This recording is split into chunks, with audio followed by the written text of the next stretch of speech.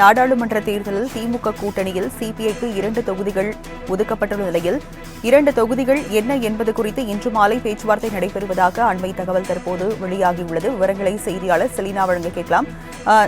Selena, 2 தொகுதிகள் என்ன என்பது குறித்த பேச்சுவார்த்தை நடத்தப்பட இருக்கிறது. சிபிஐ தரப்பில் எந்தெந்த தொகுதிகள் கேட்கப்பட்டிருக்கு?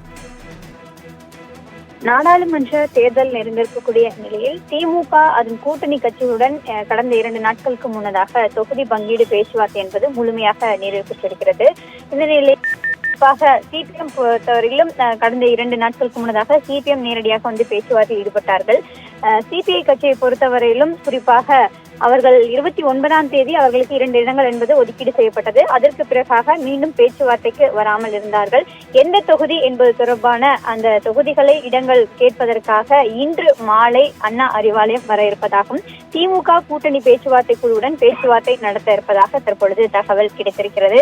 குறிப்பாக கடந்த நாடாளுமன்ற தேர்தலை பொறுத்தவரையிலும் இந்திய கம்யூனிஸ்ட் கட்சிக்கு திருப்பூர், நாகப்பட்டினம் ஆகிய 2 தொகுதிகள் என்பது வழங்கப்பட்டிருந்தது. 2 தொகுதிகளிலும் போட்டியிட்டு வெற்றி பெற்றிருந்தார்கள். இந்த முறையும் அதே 2 தொகுதிகள் வழங்க வேண்டும் என்ற கோரிக்கை முன்வைக்கப்பட்டிருந்தது.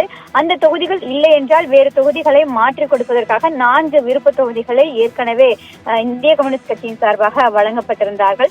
அதன் அடிப்படையில் அவர்களுக்கு அந்த 4 தொகுதியில் ஏதேனும் 2 தொகுதிகள் வழங்க வேண்டும், அல்லது கடந்த முறை நாடாளுமன்ற தேர்தலில் போட்டியிட்டு வெற்றி பெற்ற திருப்பூர், நாகப்பட்டினம் ஆகிய 2 தொகுதிகளை வழங்க வேண்டும் என்ற கோரிக்கை என்பது முன்வைக்கப்பட்டிருந்தார்கள்.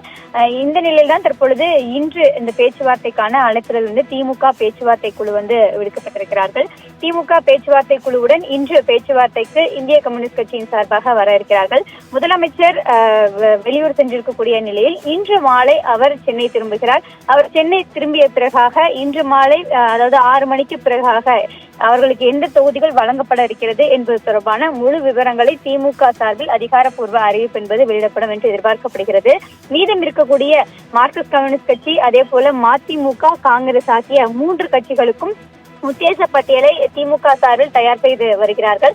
அதற்கு பிறகாக முழுமையாக அவர்களுக்கு எந்தெந்த தொகுதிகள் வழங்கப்பட இருக்கிறது என்பது தொடர்பான அறிவிப்புகள் இன்னும் ஓரிரு நாட்களுக்குள் வெளியாகும் என்று எதிர்பார்க்கப்படுகிறது.